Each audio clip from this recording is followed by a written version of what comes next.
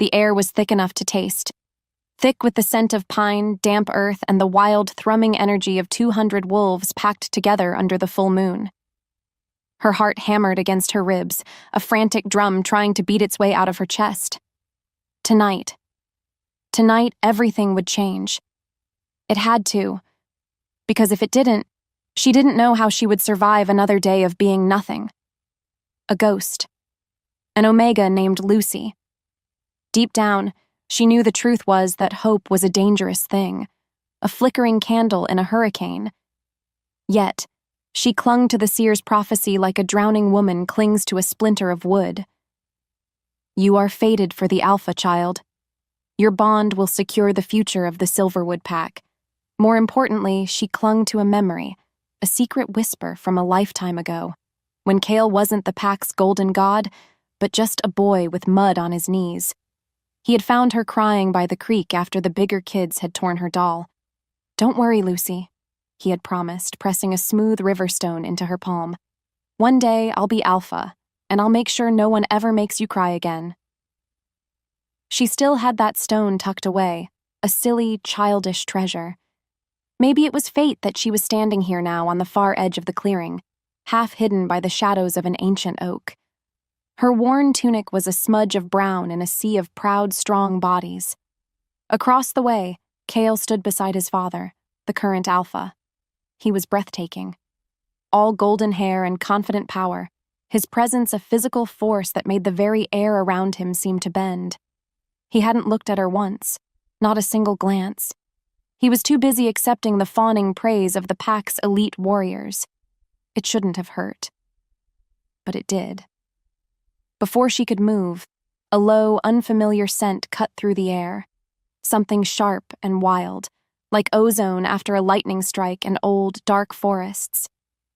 Her eyes were drawn to the visiting delegation from the Shadowfang Pack, their sworn enemies, here for a tense treaty renewal. They were different, larger. Their stillness was that of predators, not of disciplined soldiers. And at their center stood their Alpha, Reese. He was a nightmare carved from shadow and scars, his black hair stirring in the breeze, his eyes a shocking, inhuman gold. And he wasn't looking at Kale or the Alpha or the ceremony. He was looking directly at her. A chill that had nothing to do with the night air traced a path down her spine. Why was he looking at her? What could he possibly see in a Pax Omega? Still dreaming, Lucy? A voice sneered beside her. It was Mara, another Omega, her face pinched with a familiar jealousy. He doesn't even know you exist. Lucy flinched but didn't answer. He will, she thought fiercely. The goddess will make him see. As if summoned by her prayer, Alpha Marcus raised his hands. Let the great moon bear witness, he boomed. A hush fell.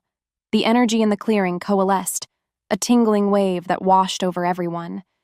Lucy's breath caught, and then she felt it, a pull, sharp and undeniable, originating from deep in her soul. A shimmering, incandescent thread of pure golden light spun into existence, a luminous spider silk that stretched from her chest across the entire clearing and connected directly to Kale. A collective gasp. 1,000 heartbeats stuttered at once. It was real. The prophecy. It was real. A dizzying, overwhelming joy surged through her. She took a step forward, out of the shadows, her eyes locked on Kale, her fated mate, her Alpha, her savior. But the look on his face wasn't joy. It wasn't love. It was utter horror. Disgust. In the span of a breath, he strode forward, his handsome face twisted into a cruel mask. The moment their eyes locked, her world tilted. His voice, when it came, was not a lover's whisper, but a pronouncement of doom that echoed through the stunned silence. No. The word was a gunshot. I, Kale, son of Alpha Marcus, future Alpha of the Silverwood Pack, reject this bond. Her heart didn't just skip a beat, it stopped. The moon goddess must be blind, he roared for all to hear. Our pack deserves a Luna of strength, of power, not a weak, worthless Omega. He raised his hand, his fingers clawed. With a vicious snarl, he slashed through the golden thread that connected them. Shatter. The sound wasn't physical, but it ripped through her soul, a violent, tearing agony that stole the air from her lungs. The golden light dissolved into nothing. The pull in her chest vanished, replaced by a hollow, bleeding void. The world swam, a blur of shocked faces, pitying looks, and cruel, triumphant smirks. Her knees buckled. He had not just rejected her. He had judged her.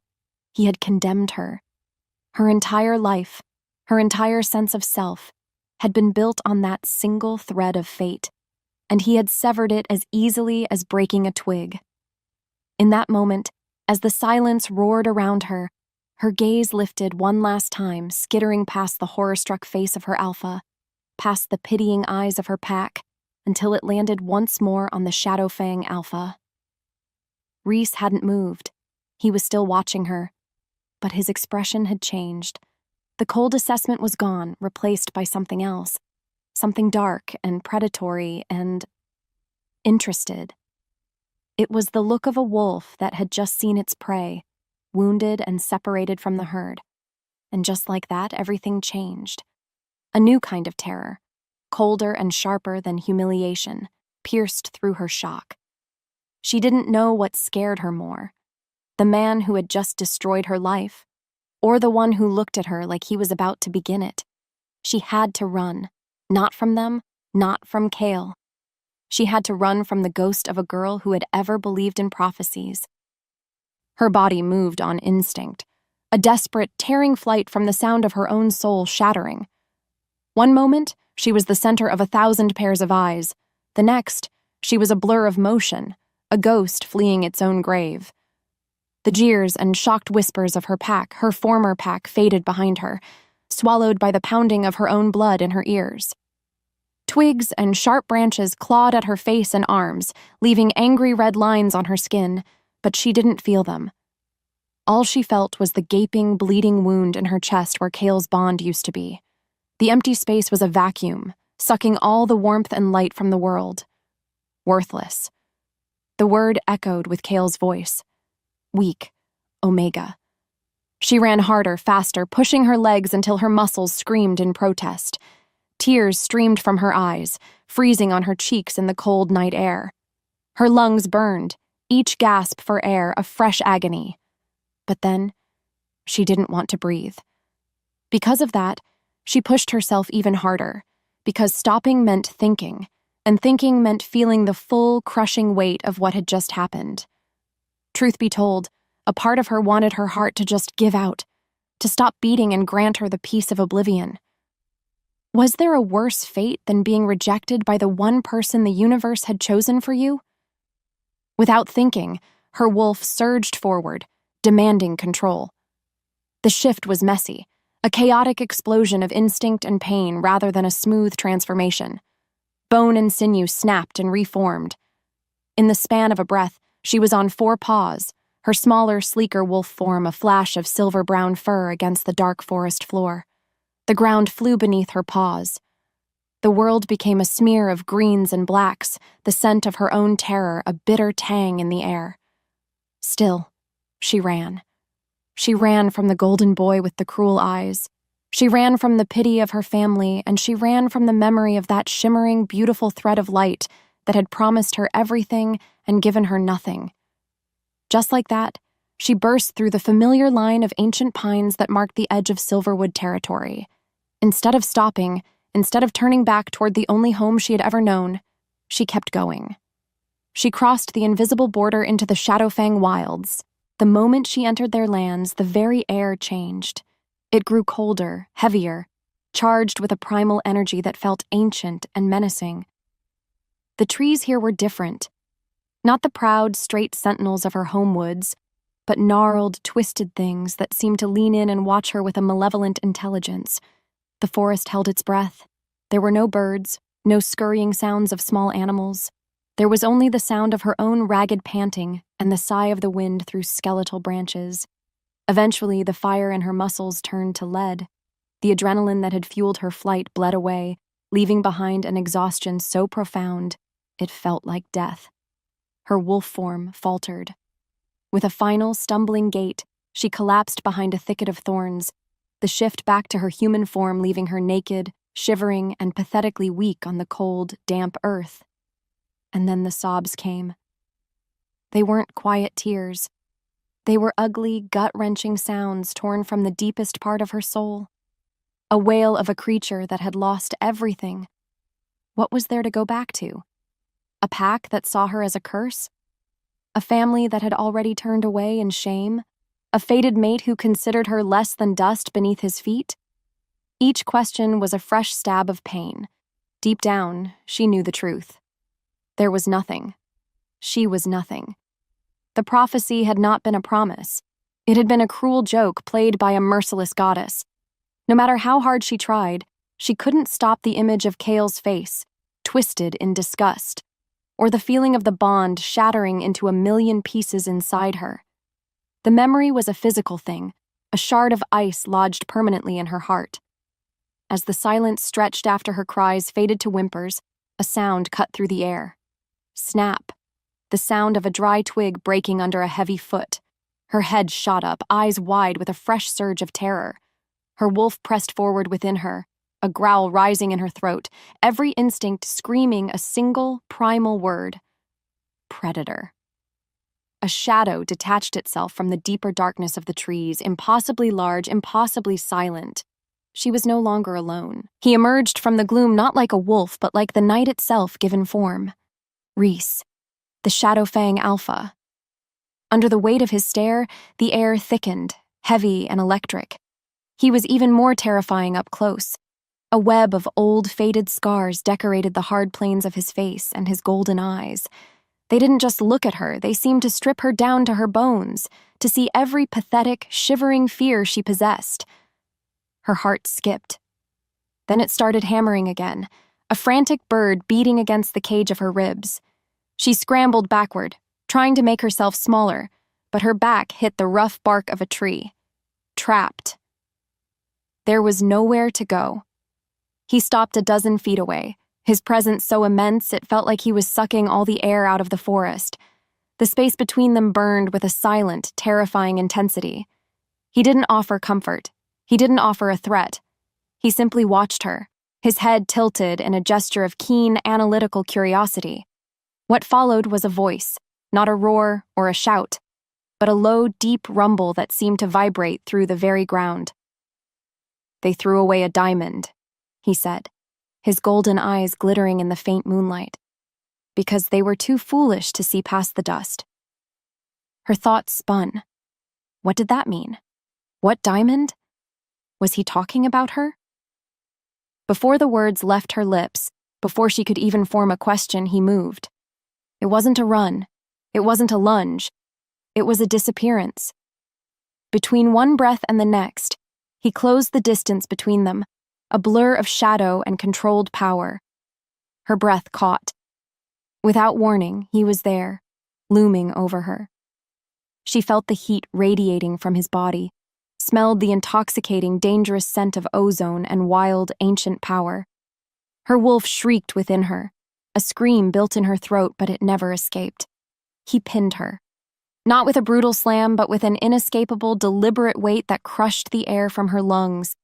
His face was inches from hers, those terrifying golden eyes boring into her very soul. And then, he lowered his head to her neck. She felt the ghost of a touch, the press of his lips against her frantic pulse. And then, fire. Agony. His fangs, sharper than any blade, pierced the tender flesh above her shoulder. A scream was torn from her throat as the bite sank deep, a searing, white-hot pain that eclipsed everything. But then, something else happened. As fire bloomed beneath her skin, a new power, dark, possessive, and overwhelmingly potent, surged from his bite, pouring into the hollow, bleeding void Kale had left behind. It didn't heal the wound. It conquered it. It branded it. A new bond, 1,000 times stronger and wilder than the golden thread of fate, slammed into place, tethering her soul to his with chains of shadow and fire. It was not a comfort. It was a claim. It was a brand. Her world dissolved into a roaring, white-hot haze. Her last coherent thought, as her consciousness shattered, was the terrifying, undeniable truth. One cage had just been replaced by another. Her first sensation was the scratch of rough fur against her cheek. Her next was a dull, throbbing ache in her neck, a constant humming fire that felt both foreign and intimately a part of her. As her eyes fluttered open, the world swam into a blurry focus of stone walls and flickering firelight. The air smelled of wood smoke, old leather, and something else. Something wild and musky that spoke of power. This wasn't the polished, comfortable Silverwood den. This was a cave, a lair. With every heartbeat, the reality of her situation came crashing back. The rejection, the flight, the terrifying golden eyes in the dark. Her hand flew to her neck, and her fingers brushed against a raised, intricate pattern of hardened skin where his teeth had been. The mark tingled at her touch, a phantom echo of the bond that now held her soul captive. It felt like a brand. Before she could move, a figure stepped out of the shadows. It was a tall, lean she-wolf with sharp features and eyes as gray and unforgiving as a winter storm. Her posture was rigid, her contempt a palpable force in the room. "So," the she-wolf said, her voice clipped and cold. "The alpha's new pet is awake." Lucy flinched, trying to sit up, pulling the fur pelt tighter around her naked body. Where am I?" Her own voice was a dry, raspy whisper. "You're in the heart of the Shadowfang Den, little Omega," the she-wolf sneered, crossing her arms. Her name was Brenna, Reese's beta, and she looked at Lucy as if she were something crawled out from under a rock. "Though for how long is anyone's guess. Don't get too comfortable." What does he want with me?" Lucy asked, her voice trembling. Brenna let out a short, harsh laugh. "Who knows what the Alpha wants? He is ancient, and his reasons are his own. But I know what the Pack wants, and it isn't a weak cast-off stray from our enemies." She took a step closer, her lip curling. "You smell of Silverwood fear. It's pathetic." Her chest ached. The scorn was so familiar, yet coming from this powerful, dangerous wolf, it felt 100 times sharper. What's worse, she knew Brenna was right. She was weak. She was pathetic. Because of that, she couldn't find the words to defend herself. At the same time, the heavy wooden door creaked open, and the air in the room instantly changed. It crackled. It grew heavy. Reese entered, and his presence dwarfed everything else. Brenna immediately fell silent, her defiant posture melting into one of tense, respectful deference. His golden eyes swept the room, landing on Lucy. He gave Brenna a look so slight it was barely perceptible, but it was enough. Without another word, the beta turned and stalked out of the room. In the quiet that followed, Reese approached the hearth. He picked up a chunk of bread and a water skin from the mantel and placed them on the floor beside Lucy, his movements deliberate and devoid of any softness. "Eat," he commanded, his voice a low rumble. "Your new life requires strength." His words were not a comfort. They were an order, and they left a terrifying question hanging in the air between them. Strength for what? An hour later, the bread and water remained untouched. Lucy sat huddled in the furs, a prisoner in a stone cage, the humming mark on her neck a constant reminder of her new owner. Her thoughts spun in a dizzying loop of fear and confusion. Why bring her here? Why claim her? Was this some cruel punishment, some political game she couldn't understand? No matter how hard she tried, she couldn't make sense of it. Her instincts surged, telling her to be small, to be quiet, to not draw attention. It was how she had survived her whole life as an Omega. So, she tried to focus on something, anything, else. Her gaze landed on a collection of weapons hanging on the far wall. Axes, swords, and a single, wicked-looking dagger with a hilt carved from dark, gnarled wood. As if pulled by a string, she found herself walking towards it, her bare feet silent on the cold stone. Maybe it was fate, or maybe it was just a desperate need for distraction, but she reached out a trembling hand and let her fingertips brush against the dagger's hilt. Fire. The world exploded. It wasn't a thought. It was a violent sensory assault. She smelled the searing heat of a forge, heard the rhythmic clang of a hammer on steel. A moment later, she felt the calloused, powerful grip of a Lycan warrior's hand closing around the hilt. His hilt. The scene shifted. She was in a battle, the scent of blood and sweat thick in the air. She heard the death rattle of a wild boar, its tusks sharp and deadly, then the roar of a rival wolf. The dagger plunged, and she felt the sickening crunch of bone, the hot spray of blood. With a choked cry, Lucy snatched her hand back, stumbling away from the wall as if she'd been burned. She fell to the floor, her body shaking, her breath coming in ragged gasps. What was that? Her mind reeled. It was more than a memory. She had felt it, lived it. The terror was so absolute she thought she might be going insane. She recoiled from the weapon because the history it held felt more real, more solid, than the stone floor beneath her trembling knees. As the echo faded, the door creaked open again. Rhys stood there, his imposing frame filling the doorway. And his golden eyes were narrowed, fixed on her with a sharp, calculating intensity that made her blood run cold. He hadn't seen her touch the dagger, but he had seen the aftermath, and there was no surprise on his face. There was only confirmation. He strode into the room, his gaze flicking from her terrified face to the dagger on the wall. Without taking his eyes off her, he reached out, took the weapon from its hook, and turned it over in his hand. The air thickened. "What?" he demanded, his voice dangerously soft. "Did you see?" What followed was not an explanation, but an escalation. Rhys all but dragged her from the room and into the cold morning air, to a hard-packed dirt arena behind the den. The space was circled by grim-faced Lycan warriors who watched her with open hostility. Without ceremony, Rhys tossed a heavy wooden practice sword at her feet. It landed with a dull thud. "Pick it up," he commanded. Her voice trembled. I don't know how to fight. I'm an Omega." "Not anymore," he said, the words cutting through the air like shards of ice. "You are the Luna of the Shadowfang now, and this pack does not tolerate weakness, not in its alphas, and not in its Lunas." Under the weight of his stare, she shakily bent and picked up the sword. It felt heavy and awkward in her hands. Before she could even get a proper grip, he attacked. He moved with a fluid grace that was both beautiful and terrifying. He didn't use his full strength, but he didn't need to. A simple flick of his wrist sent her sword flying from her grasp. A light shove sent her sprawling into the dirt. He waited for her to retrieve her sword, and the moment she was upright, he did it again, and again, and again. Pain bloomed across her body. Dust and humiliation were a bitter paste in her mouth.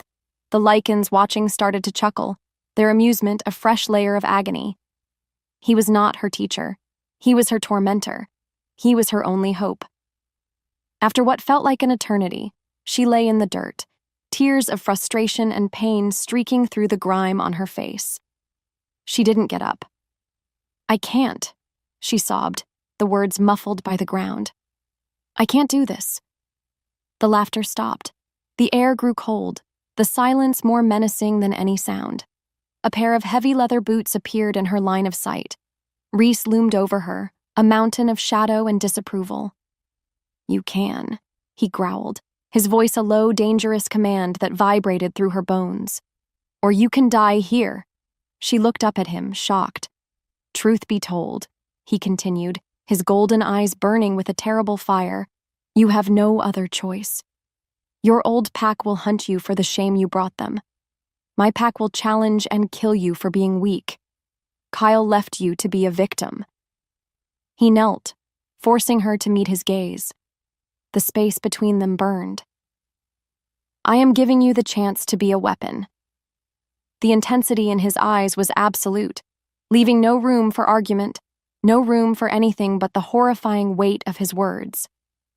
"Now," he snarled, the sound a promise and a threat all in one. "Get up." Something inside her shifted.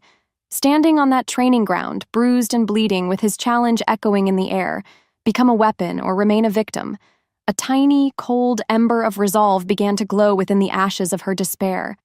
So, she got up. And the next day, she got up again. What followed was a week of pure, unrelenting agony. Every muscle in her body screamed, and every night she collapsed into her furs, too exhausted to even dream. Still, she learned. She learned how to hold a sword without it trembling, how to parry a clumsy blow, how to fall and rise again. She was still weak, still pathetic compared to them, but she was no longer brittle. She was beginning to bend instead of break. That night, during the evening meal in the great hall, the tension was a physical thing. The air was thick with the smell of roasted meat and the low rumble of Lycan conversation. Lucy sat at the edge of the long table, trying to make herself small when Brenna's sharp voice cut through the noise. "Look at her!" The beta sneered to the warrior next to her, though her voice was loud enough for half the hall to hear. "The little silverwood mouse pretending to be one of us. How long until her weakness gets one of our own killed?" A few Lycans chuckled. Her chest ached, the familiar shame threatening to swallow her whole. But then, Reese's words echoed in her mind. A weapon. A weapon needed to see the battlefield clearly. It needed to understand the enemy. And right now, Brenna was her enemy. Instead of cowering, Lucy closed her eyes and focused. She remembered the dagger, the chaotic flood of sensation. This time, she wouldn't just let it happen, she would guide it. She pushed her consciousness out, a fragile tendril of thought, and aimed it directly at Brenna. The world tilted. She felt the rough texture of the wooden bench beneath Brenna's hands, tasted the ale on her tongue, and she felt the anger, a simmering, constant fire. But beneath it, there was something else, a deep, hollow grief. Lucy pushed deeper, and then she saw it, a memory, raw and bleeding. Brenna, younger, her face wild with terror, watching a chaotic battle by a riverbank. A silverwood warrior, huge and brutal, cutting down a handsome blonde Lycan who had been fighting back-to-back with her. "Corin!" Brenna's silent scream was a sound of pure agony. She felt Brenna's heart shatter, a pain so familiar it resonated with the broken pieces of her own soul. With a gasp, Lucy pulled back, her own heart hammering. She opened her eyes. Brenna was still looking at her, a contemptuous smirk on her face. But Lucy didn't see a bully anymore. She saw a warrior still grieving the mate she had lost in a border skirmish years ago. Leaning forward slightly, Lucy spoke, her voice barely a whisper, meant only for the beta. "The Battle of the Weeping River." Brenna's smirk froze. "He had blonde hair," Lucy continued softly. "Your mate, Corin. I'm sorry." As if fate demanded it, the change in Brenna was instantaneous and absolute. The color drained from her face. Her hard, gray eyes widened in utter, horrified shock. The tough, cynical mask she wore shattered, revealing the raw, vulnerable pain beneath. In the span of a breath, the entire hall seemed to fade away, leaving only the two of them locked in a stunned, terrible silence. The tension broke with the slam of the great hall doors. A Shadowfang scout, his arm bleeding freely from a deep gash, stumbled inside, his chest heaving. "Alpha!" he gasped out. "Silverwood Patrol! They're massing at the northern border! Dozens of them!" He swayed, and two warriors rushed to support him. "They're led by Kale." When her name left his lips, a chill went through the hall. Every eye turned to Reese. Then, like a slow turning tide, they all turned to Lucy. She felt like a bug under a lens. What's worse, she knew they were all thinking the same thing. She had brought this trouble to their doorstep. Reese rose from his seat at the head of the table, his movements calm and deliberate, a stark contrast to the sudden, tense energy in the room. His golden eyes found hers, and there was no mistaking the command in them. He didn't have to speak. He was deploying his weapon.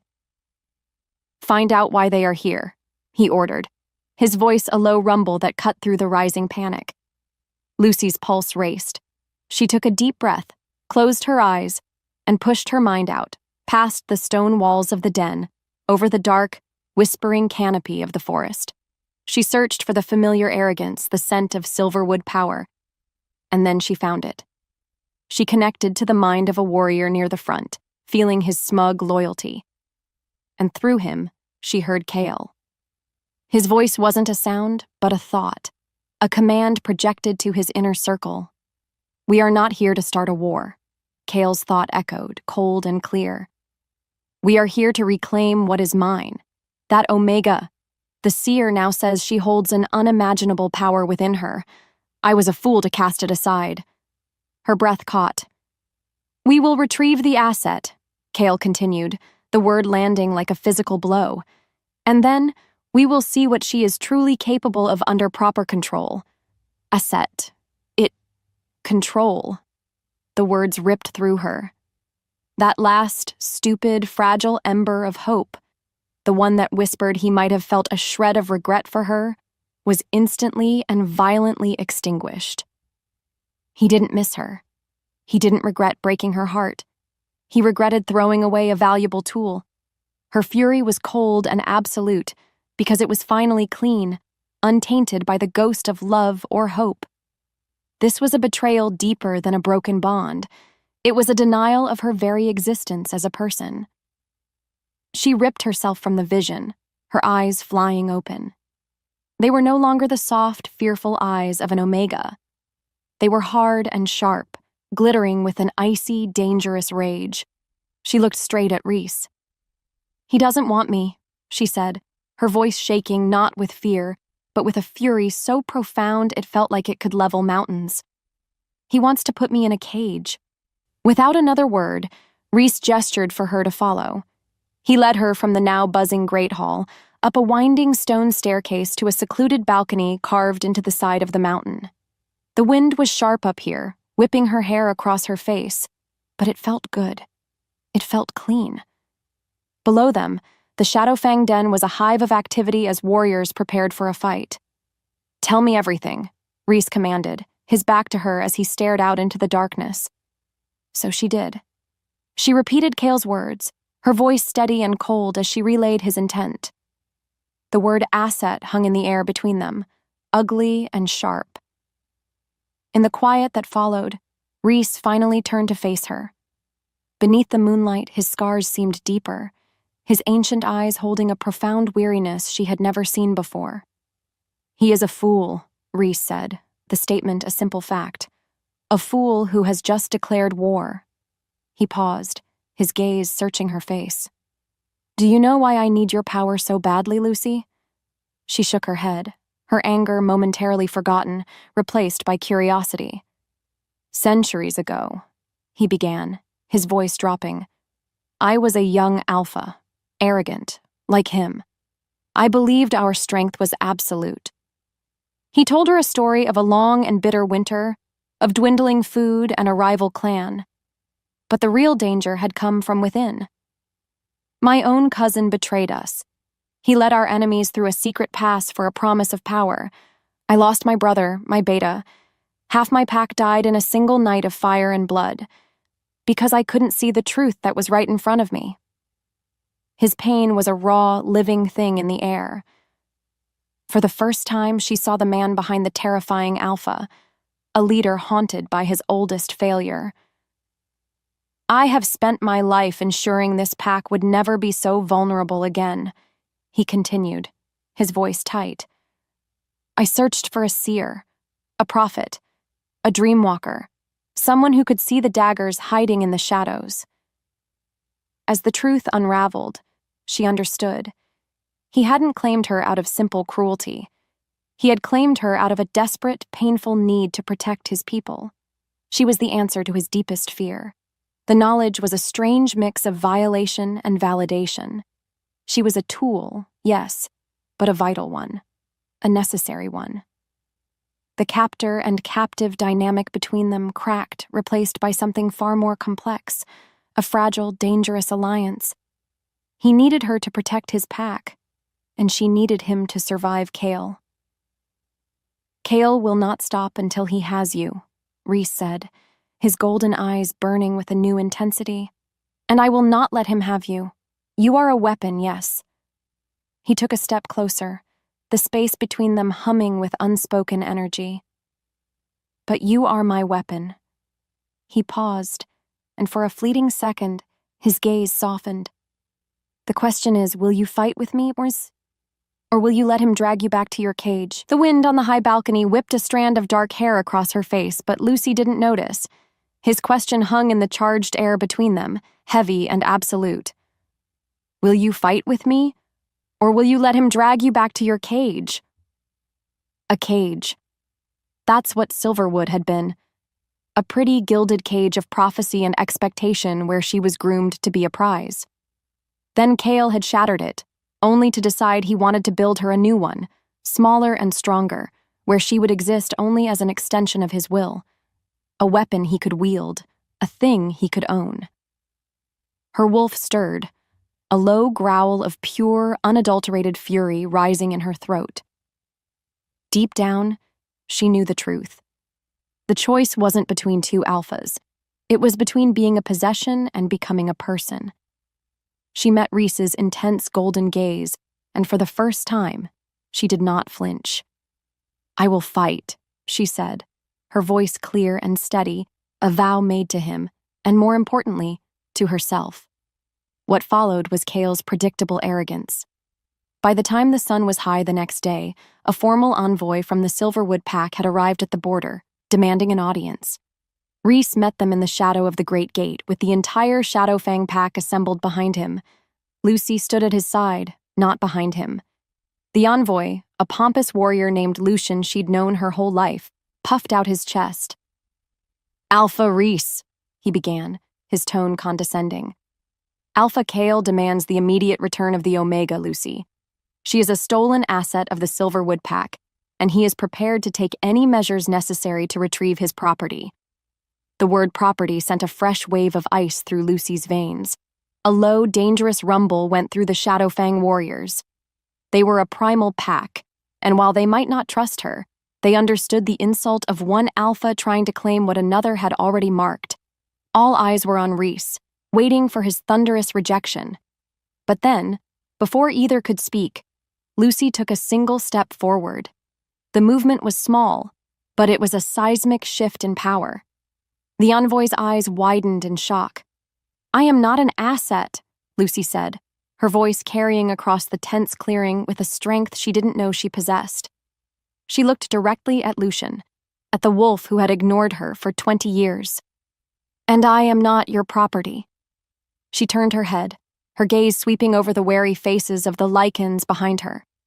"The Silverwood pack cast me out. Their future alpha declared me worthless in front of the goddess and all his people." She faced the envoy again, her chin high. "My loyalty is not to those who threw me away," she declared, her voice ringing with conviction. "It is to the pack that gave me shelter, and to the alpha who saw value where yours saw none." The Silverwood envoy stared, his mouth agape, completely stunned into silence. Behind her, she heard a sharp intake of breath from Brenna. She didn't look back. She didn't need to. She had made her choice. As the envoy finally turned, his face pale with fury, and retreated back into the woods, Lucy knew she had not just defied an order. She had signed a declaration of war. That night, the retaliation came. It was not the sound of a formal army, but the sharp, piercing howl of an alarm that echoed through the den. A punitive raid. Kyle was a spoiled child throwing a tantrum, but a child with claws and teeth, and he was determined to prove her choice was a fatal mistake. Reese was a blur of motion, issuing commands as warriors scrambled to their posts. He grabbed Lucy's arm, pulling her not to safety, but back up to the high overlook that had become their command post. The sounds of snarling and the sharp clang of steel on steel echoed up from the forest below. "They're hitting the Eastern Patrol," Reese said, his eyes scanning the darkness. "A feint?" "I don't know," she breathed, her heart hammering. "Find out," he commanded. She nodded, closing her eyes and letting her consciousness soar. It was easier this time, a familiar path. Her wolf pressed forward, eager to help, to protect. She found the chaos of the fight, the swirl of Silverwood and Shadowfang's scents. She saw through the eyes of a young Shadowfang warrior as he parried a blow. But then she pushed past him, seeking the edges of the fight. And she found it.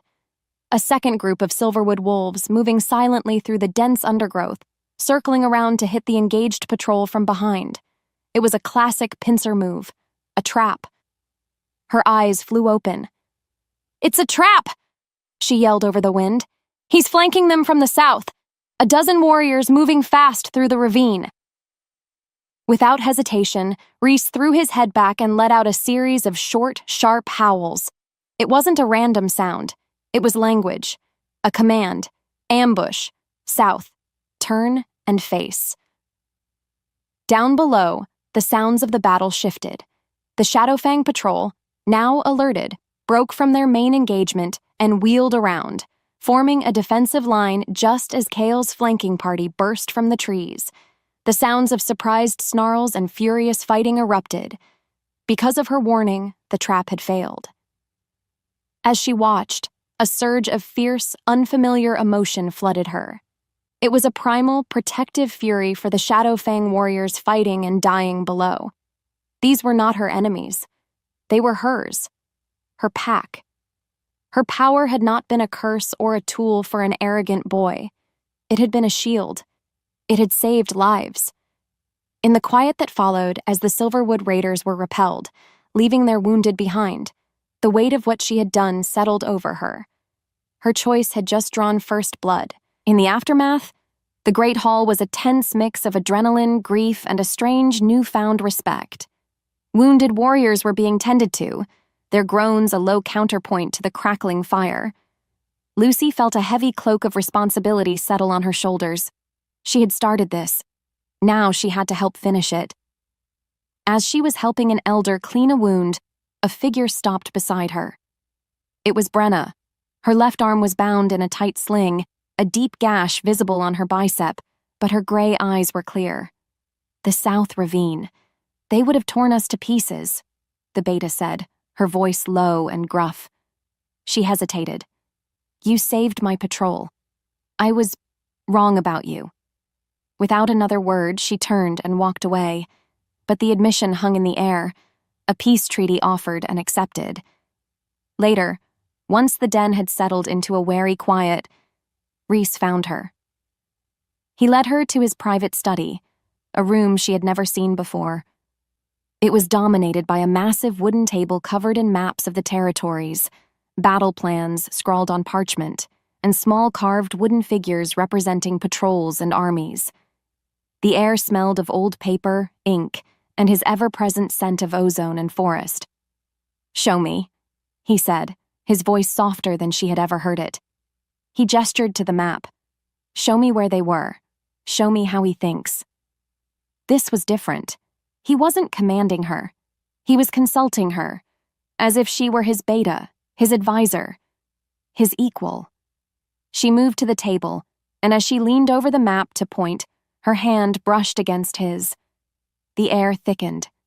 Time stood still. The bond between them, that constant low hum at the base of her neck, suddenly pulsed with a searing, undeniable heat. As fire bloomed beneath her skin, a jolt of pure, raw desire shot through her, so potent it made her gasp. She looked up, startled, and found him already staring at her, his golden eyes dark and turbulent, filled with an emotion that had nothing to do with war or strategy. Her heart skipped. She could see the same shock, the same dawning hunger, reflected in his gaze. He was the terrifying alpha. He was her captor. He was her protector. And in this moment, under the low light of the candles, he was just a man, looking at a woman. She could meet his gaze without flinching because, for the first time in her life, she didn't feel like a subordinate. As the silence stretched, he reached out, his calloused thumb coming up to gently, reverently, brush against the mark on her neck. "It is a part of you now," he murmured, his voice a gravelly whisper that sent shivers down her spine. "But it does not define you. You do." He leaned closer, his scent enveloping her, intoxicating her. Her breath caught. The space between them burned. Her world narrowed to the few inches that separated their lips and the single unspoken question that now felt more dangerous than the entire war with Kale. What was this? The moment hung between them, fragile and crystalline. His scent, ozone, and wild forest was all she could breathe, and his golden eyes held a universe of unspoken things. Her heart skipped. He leaned closer, the last inch of space disappearing, his lips about to meet hers. Boom. A deep, resonant horn blast echoed from the valley, a sound of pure aggression that shattered the tender silence. It was followed by another, and another, a declaration of war. The spell broke. Rhys pulled back instantly, the gentle man disappearing, replaced once more by the formidable Alpha. The intimacy they had almost shared evaporated like mist in a harsh wind. "He's here," Rhys growled, his voice a low, dangerous thing. A full assault. What followed was a frantic rush back to the high overlook. The sight below stole the breath from her lungs. This was not a raid. This was an invasion. Under the cold light of the moon, waves of Silverwood warriors were pouring from the forest's edge, a silver and brown tide of disciplined fury, moving with a terrifying, coordinated purpose. "Their formation is different," Rhys snarled, his eyes scanning the battlefield. "He's using vanguard feints to test the line." He turned to her, his face a hard mask of command. "Lucy, see for me. Where is he trying to break through?" She nodded, the fear and disappointment a cold knot in her stomach. Closing her eyes, she pushed her mind out, seeking the familiar channels of thought, the currents of the warrior's intent. But then she hit it. It was not a wall. It was a storm. A shrieking, chaotic blizzard of psychic static that clawed at her mind, filled with screaming whispers and disorienting colors. Pain, sharp and blinding, exploded behind her eyes. Kale had found a counter. He had found a way to blind her. As the silence roared in her mind, she tried to push through it, but the static only grew louder, more violent. It was like trying to hear a whisper in a hurricane. She could feel the battle raging, feel the fear and fury of the warriors on both sides, but it was a muffled, useless roar. She had no clarity, no foresight. Meanwhile, Kyle's forces, no longer predictable, moved with deadly precision. A weakness in the Shadowfang's western flank was exploited. A shield wall collapsed. The first line of defense was crumbling, and the Shadowfangs were fighting blind, their greatest strategic advantage gone. "Lucy!" Rhys's voice was sharp, cutting through her panic. "Report!" She ripped her consciousness back, a raw scream tearing from her throat as the psychic agony receded. Her body trembled, and cold sweat beaded on her forehead. She looked at him, her eyes wide with terror and failure. "I can't see!" she cried, her voice breaking. He's blocking me. It's just noise. I can't see anything." The look on his face, a flash of disbelief followed by a dawning, strategic horror, was more devastating than any physical blow. Her weapon had just broken in his hand. The battle was no longer a chess match. It was a desperate, bloody brawl. With their foresight gone, the Shadowfangs were forced to rely on pure grit and strength, and the Silverwood pack, better disciplined and organized, was pushing them back foot by bloody foot. The fighting had reached the clearing before the main den, the air thick with the coppery scent of blood and the savage sounds of combat. Lucy, useless as a seer, was now a liability on the overlook. She scrambled down the stone steps, her heart pounding, determined to do something. She joined the elders, helping to drag the wounded away from the front lines, her hands quickly becoming slick with the blood of her new packmates. Her thoughts spun. This was her fault. All of it. If she hadn't been so proud, so quick to prove her power. As if the forest watched, she saw a gap open in the line. A hulking Silverwood warrior, his face a mask of brutal glee, broke through with two others, making a direct line for the caves where the children and non-combatants were sheltered. Before Lucy could even scream a warning, a gray-furred blur shot past her. Brenna. Her injured arm was a non-factor. Her face was a snarl of pure protective fury. She met the three warriors head-on, a whirlwind of claws and teeth. Lucy watched in horror as Brenna fought with the ferocity of a cornered mother. She took down one warrior, her jaws closing on his throat. But the other two were on her. A sword flashed. Brenna cried out, a sharp sound of pain as a deep gash opened on her side. Yet, even so, she saw the second warrior lunge, not at her, but past her, towards Lucy. Without thinking, Brenna threw her wounded body in his path. The warrior's claws, meant for Lucy's heart, ripped through the beta's chest instead. Time stood still. The warrior was immediately brought down by another Lycan, but the damage was done. Brenna collapsed, a pool of dark blood spreading beneath her on the dirt. Other warriors rushed to her side, trying to stop the bleeding, but it was too late.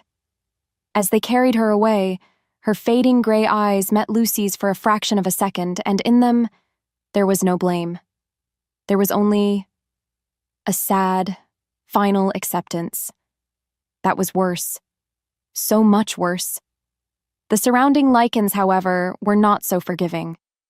Their gazes, as they fell upon Lucy, were filled with raw, undisguised accusation. The trust she had earned had been paid for in blood, and now it was gone. A horn sounded again. Rhys's horn. A full retreat. The great stone gates of the den began to close. As the last of the warriors scrambled inside, Rhys stood at the entrance, his face carved from granite, his eyes reflecting the fires of the battle.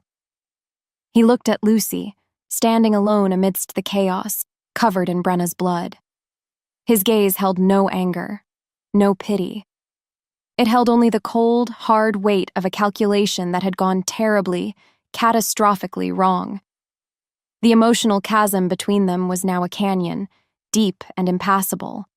She was alone in the cold stone room, alone with the sound of her own breathing and the distant, muffled groans of the wounded that echoed through the den like tormented spirits. The air was stale with the smell of blood and defeat. The entire den felt like a tomb she had helped build. Her body was numb. The vibrant, humming bond to Rhys was now a dull, cold ache, a constant reminder of her failure. She didn't cry. She couldn't. Because the emptiness inside her was too vast and too absolute for something as simple as tears. Her thoughts spun, each one a nail being hammered into her coffin. Cale was right. He had seen the truth of her from the beginning. Weak, worthless. Rhys had been a fool to gamble on her. He had seen a diamond in the dust, but he had been wrong. She wasn't a diamond. She wasn't even dust. She was a curse. A plague that brought ruin to everyone she touched. She had failed the pack. She had failed Brenna. She had failed Rhys. She slid down the wall, her limbs heavy and useless, until she was huddled on the floor. She wrapped her arms around her knees, making herself small, just like she had in the forest after Cale's rejection. But this was different. This was infinitely worse. Then, she had been the victim of another's cruelty. A tragedy. But now? Now she was the architect of the disaster. Her pride, her foolish belief that her power made her special, had led them all to this. Brenna was dead because of her. The pack was broken because of her. Her core misbelief, the one she had just started to fight, came roaring back with the force of a tidal wave. Her worth was external. It had been tied to her power, and now that her power was gone, she was less than nothing. She was a liability, a black hole that consumed hope and left only devastation in its wake. In the stillness that followed, a single, horrifying certainty settled over her, cold and heavy as a tombstone. She had finally become the worthless thing everyone had always told her she was: silence. The room was a tomb, and she was its only occupant, a ghost haunting the scene of her own demise. She lay curled on the cold stone floor, lost in a vast, gray emptiness. The fire in the hearth had died, leaving only pale, skeletal ashes. Just like the hope inside her.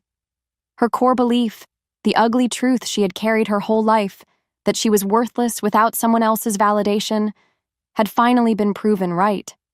She was nothing. In the stillness that followed, Her hand, numb and heavy, drifted to her neck, to the cold, dead mark of the bond. She pressed her fingers against it, expecting nothing but the familiar ache of failure. But then, something answered. It was not a thought. It was not a vision. It was a faint, impossibly distant echo, a pulse, faint as a star in a cloudy sky, but it was there. It wasn't her power. That part of her was silent, suffocated by Kale's magical shroud. No, this was something else. This was him. As if pulled by a string, her consciousness, what little was left of it, focused on that tiny spark. She reached for it, not with the practiced skill of a dreamwalker, but with the raw, desperate instinct of a drowning soul. The bond was a two-way street, a direct line. And on the other end of that line, she felt him. She felt the crushing weight of his duties as Alpha, the sharp, bitter grief for Brenna, the cold fury at his own tactical failure. She felt his fear for his pack, a fear so profound it was a physical weight. And beneath it all, she felt his faith, a stubborn, unwavering, impossible belief in her. Not in the dreamwalker, not in the weapon. In Lucy. He had not given up on her, even when she had so completely given up on herself. Her world tilted for a third time. Not with the shock of a prophecy fulfilled, not with the agony of rejection, but with the fragile, terrifying dawn of a new kind of hope. It was a hope that didn't come from a seer or a fated bond, but from the choice of another, to believe in her, even at her absolute worst. The strength wasn't just in her magic. It was in the connection itself. It was in the simple, brutal act of getting back up one more time. As if fate demanded it, a new resolve, quiet as steel and twice as strong, began to form in the hollow space inside her. She pushed herself up from the floor, her limbs shaking but obedient. Her eyes, when she opened them, were clear.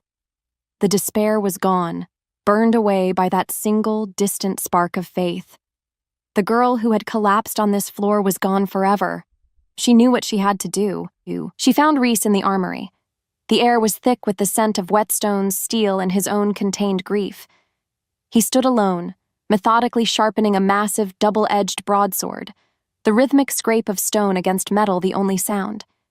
His movements were precise, economical, but his shoulders were tight with a tension that spoke of a terrible burden. He looked up as she entered, his golden eyes hard and weary. He expected tears, apologies, or perhaps just the same empty despair he had seen in her earlier. He got none of them. She walked directly to him, her step steady. "You were wrong," she said, her voice quiet but firm. His hand stilled. A dangerous light entered his eyes. "Was I?" "Yes," she said, meeting his gaze without fear. "I'm not your weapon." Before he could react, she pressed on. "A weapon is a tool. It has no will of its own. It only does what it's told." She took a deep breath. "I'm going to be the one who decides how this ends." The confusion on his face was plain. "My magic is gone, Reese. Kale has it blocked, but I don't need it." She tapped her temple. "I have something better. I have him. I spent my entire life watching him, learning him. I know his pride. I know his arrogance. I know his desperate, pathetic need to be seen as the conqueror." She laid out a new plan. A plan born not of magic, but of pain and intimate knowledge. A psychological trap. "Let me go to him," she said, her voice dropping to a conspiratorial whisper. "Let me escape.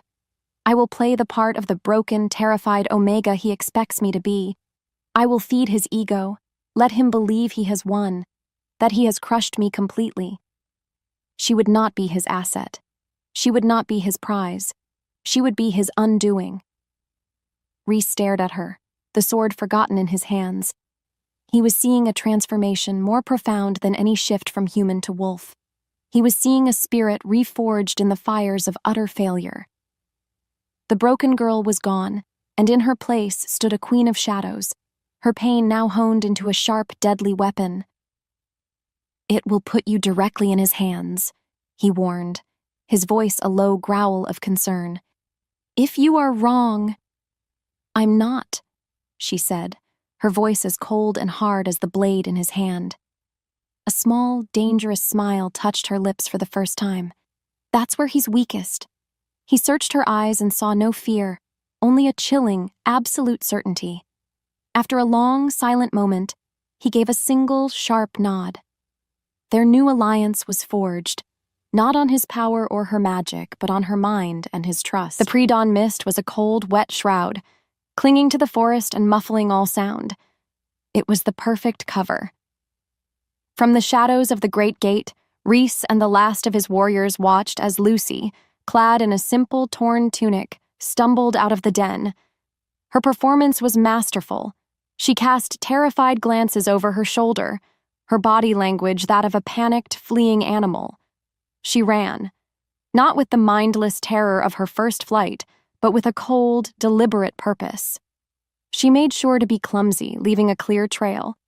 She allowed the scent of her fear, part real, part memory, to drift on the wind. It was a calculated invitation, a baited hook. As the sky began to lighten from black to a bruised purple, she heard it, the distant howl of a Silverwood scout. They had seen her. They had taken the bait. The chase was on. The tension was a living thing, a knot tightening in her stomach with every step. She pushed herself harder, her breath coming in ragged, convincing gasps. She could feel them closing in, their confident strides a stark contrast to her feigned desperation. She had to make this believable. She had to let them see her break.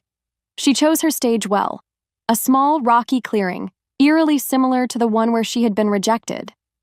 As the first Silverwood warriors burst through the trees, she let out a theatrical cry of despair and collapsed to her knees, burying her face in her hands, her shoulders shaking with racking, silent sobs.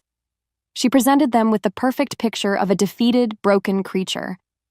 The warriors circled her, their expressions a mixture of triumph and contempt. Then they parted. Kyle stepped into the clearing. He looked every bit the conquering alpha, his golden hair glowing in the first light of dawn, his face a mask of smug satisfaction. He strode toward her, his boots crunching on the gravel, the sound like a countdown to her doom. He stopped just before her, looming over her pathetic, kneeling form. "Did you really think you could escape me?" he asked, his voice dripping with indulgent condescension. He reached out, grabbing a fistful of her hair and forcing her head up to look at him. His eyes roamed over her, taking in her torn clothes, her tear-streaked face, her trembling body. He smiled, a cruel, possessive curve of his lips. "You belong to me," he whispered, savoring his victory. And Lucy, looking up at him through a veil of carefully crafted tears, let him believe it. Kale's triumphant smile was the ugliest thing she had ever seen. He held her by the hair, a trophy for his warriors to admire, and brandished the heavy iron collar like a crown. "Did you really think you could escape me?" he whispered, his voice a sickening mix of condescension and desire. "You belong to me." He moved to fasten the cold metal around her neck. This was it, the final humiliation, the end of her. And she let it happen. For one more second, she let him believe he had won. But then the trembling stopped. The tears dried on her cheeks. Her body went still. She lifted her head, and the look in her eyes was not that of a broken Omega. It was the flat, cold, terrifying calm of a predator that had just lured its prey into the perfect trap. "My place," she said, her voice dropping to a low, chilling whisper that cut through his smugness, "was never with you." Kale's eyes widened in confusion. That single moment of hesitation was all she needed. She didn't scream for help. She didn't fight him physically. Instead, she slammed her consciousness through the bond that connected her to Rhys, a silent, desperate roar. Now. At the same time, she unleashed the truth, her words a volley of poisoned arrows aimed directly at his fragile pride. "You're not a conqueror, Kale. You're a coward." His grip loosened in shock. "You weren't strong enough to accept a fated bond, so you tried to break it. You weren't clever enough to see my power, so you tried to steal it." She rose to her feet, her eyes blazing with a righteous fury. "You are nothing but a spoiled child, terrified of anything you can't control." As her final words struck him, the forest exploded. From the shadows, a tide of black fur and silent fury erupted. Reese and the Shadowfang warriors burst into the clearing, their movements a coordinated, deadly dance. The Silverwood pack, caught completely off guard, scrambled to form a defense. Chaos erupted. Snarls and the shriek of steel filled the air. Kyle, his face a mask of enraged humiliation, forgot the battle, forgot everything but her. He lunged, his claws extended. "You bitch!"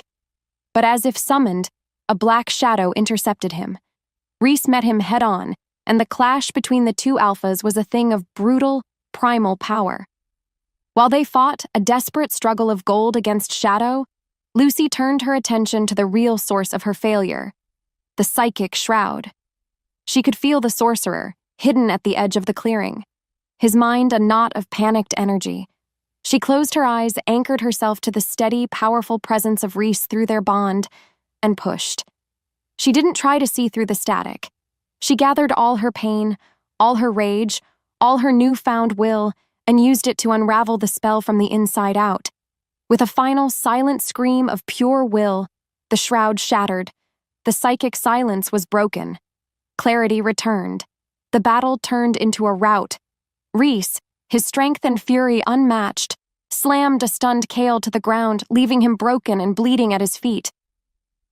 The Silverwood warriors, their alpha defeated and their lines broken, dropped their weapons and surrendered. In the quiet that followed, Lucy stood tall, breathing in the cold, clean air of her victory. She had not won with magic she was given. She had won with the strength she had clawed for, the knowledge she had earned, and the choice she had made. The clearing was a wreck of broken branches and broken bodies.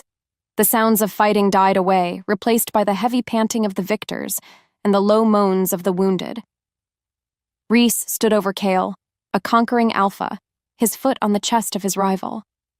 The air was thick with the scent of blood and impending justice. He looked at Lucy, his golden eyes asking the unspoken question.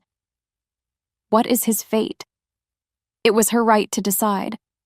The pack law was clear. The entire Shadowfang pack watched her, waiting. A growl rose from one of the warriors. "Kill him! He is a snake who would bite us again!" The old Lucy, the Omega girl who had cried by the creek, would have agreed. She would have wanted vengeance.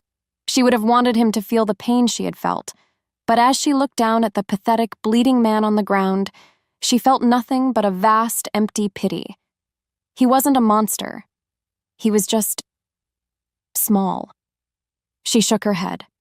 Walking forward until she stood beside Reese, she looked down at the man who had shattered her world.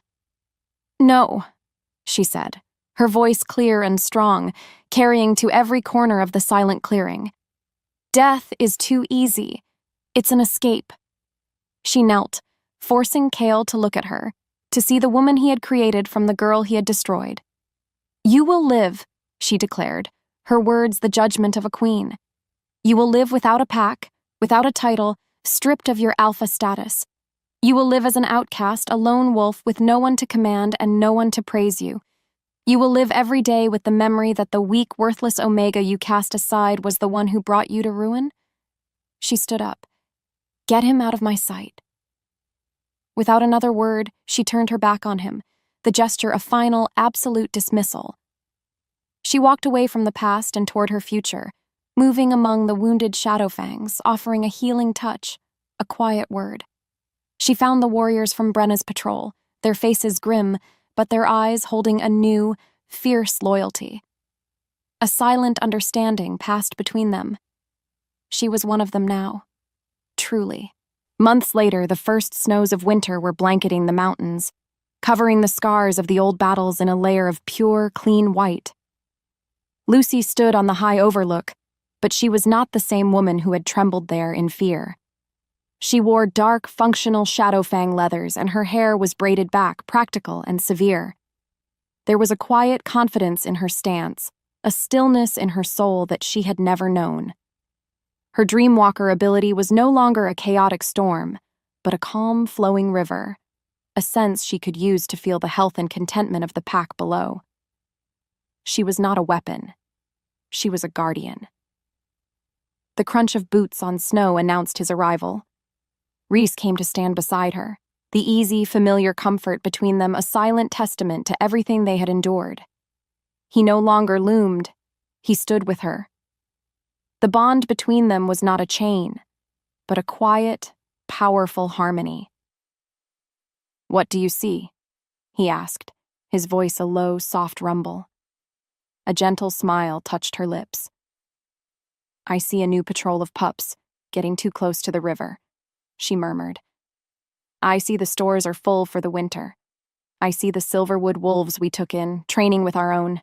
She paused. "I see peace." He took her hand, his large, calloused fingers lacing through hers. "I was wrong," he said, his voice filled with a raw sincerity. He turned her to face him, his golden eyes, once so terrifying, now warm with an emotion that made her heart ache in the best possible way. "When I saw you that night, I saw a weapon to save my pack from my past." He lifted her hand, pressing a kiss to her knuckles. "I was a fool," he whispered. "I didn't find a weapon. I found a queen to lead us into the future." And then he kissed her. It wasn't the desperate, questioning kiss they had almost shared. It was a kiss of equals, a kiss of partners. It was a kiss that spoke of shared battles, of profound respect, and of a love that had not been fated by the moon, but forged in fire, shadow, and choice. Her soul answered. Her world settled. And just like that, everything was finally perfectly right.